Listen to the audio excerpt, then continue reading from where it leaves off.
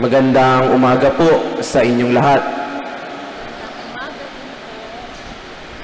Sa seminaryo pong aking pinanggalingan sa San Jose Seminary, meron po kaming tradisyon na ipinasa-pasa across generations. Ang tawag po dito ay Josefino Hug or Embrace.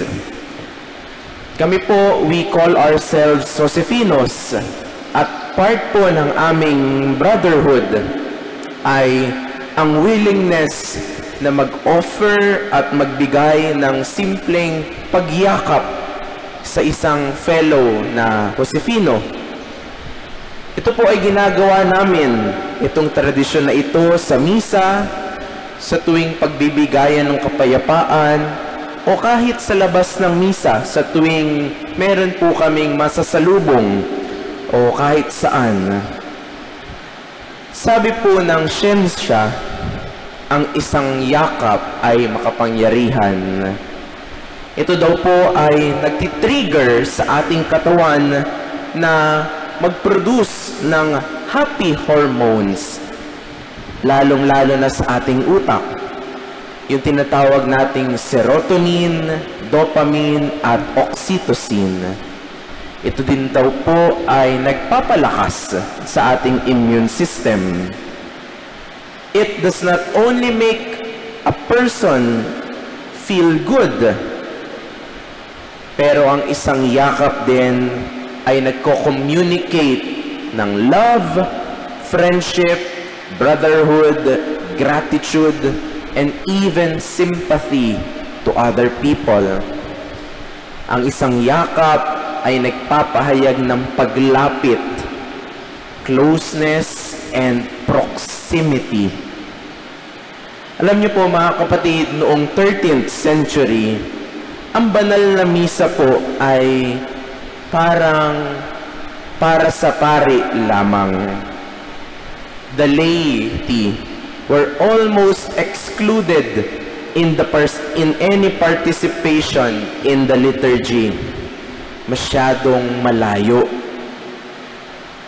Ginagawa po nung pare yung kanyang ginagawa namin sa misa, at yung mga tao ay nanunood, tumitingin, spectators of it. No tinge of closeness or proximity. Parang ang layo-layo. At kung siguro po baka may iba sa atin nakaabot sa ganoong klase ng pagmimisa na yung pari po nakatalikod.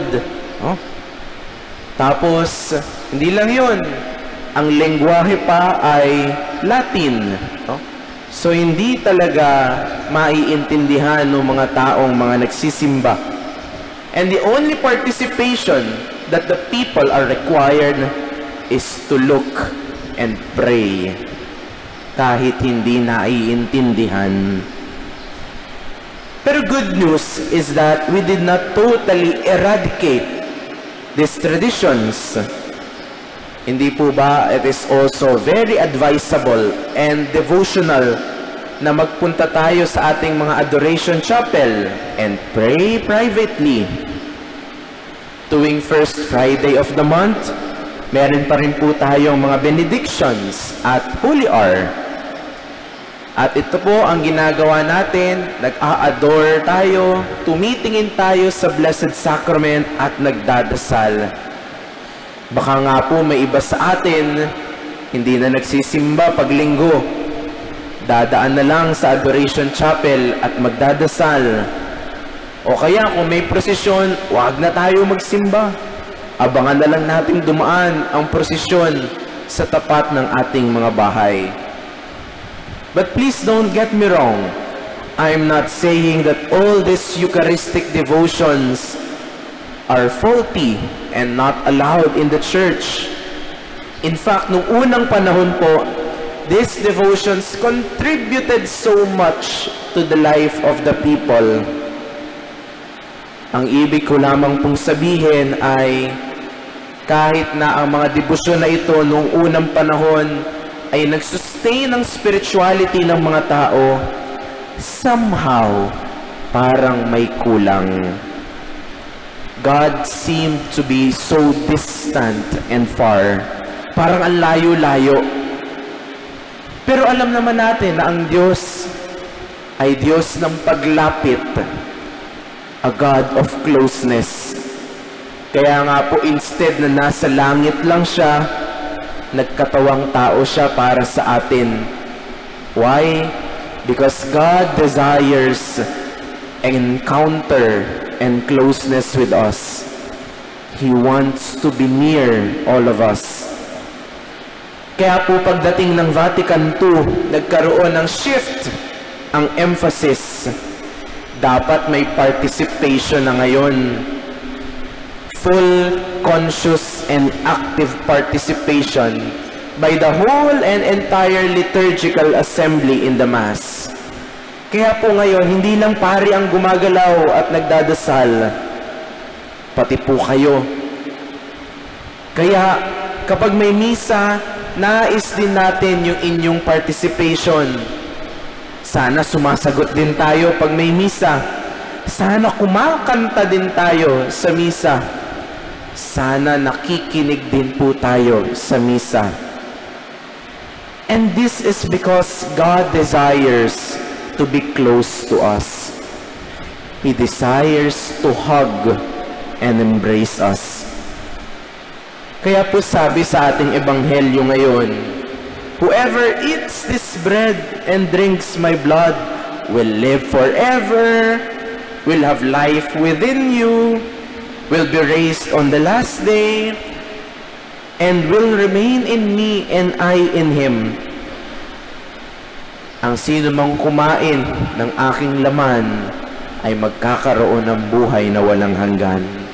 At alam niyo po, hindi ko alam kung na-appreciate niyo po ito bilang mga Katoliko, na tayo po ay napakapalad, napakaswerte, na tayo po ay may banal na misa, may banal na Eucharistia.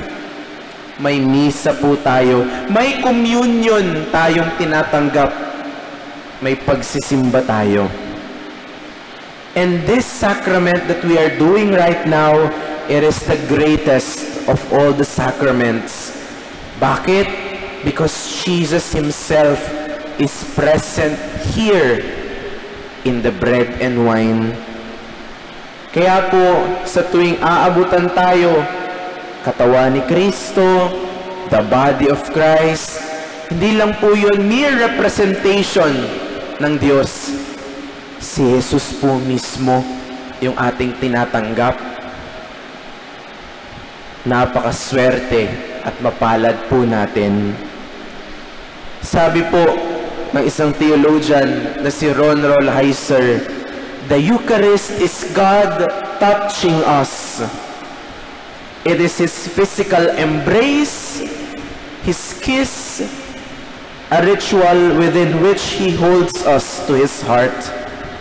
Opo, nandyan ang Diyos sa ating ebanghelyo, sa ating personal prayer, sa katahimikan, sa ating napakagagandang mga simbahan, nasa nature natin, and even right now, in and within us. But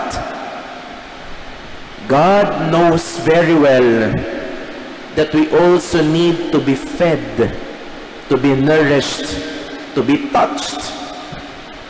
And so He gave Himself up to us in the Eucharist. Kaya po mga kapatid, just as one hug can mean so much, the body of Christ made available for us is a mystery of our Christian lives that allows us to be nourished, to be touched, and to be embraced.